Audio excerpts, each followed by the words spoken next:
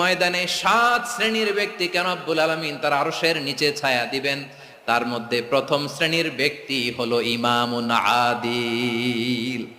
ইমামুন আদিল, ন্যায়পরায়ণ শাসক, যে ইনসাফের সাথে বিচার করে, যে জাস্টিস সমাজে সার্ভ করে, যে সুশাসন নিশ্চিত করে, ওই ইমামুন আদিল। আদিল শব্দটা বুঝছেন না? ইন্নাল্লাহা ইয়া'মুরু বিল আদল। পাইছেন?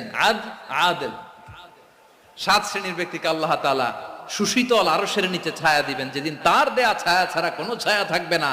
এর প্রথম হচ্ছে ইমামুন আদিল, ন্যায়পরায়ণ শাসক। চিল্লায় বলেন সুবহানাল্লাহ।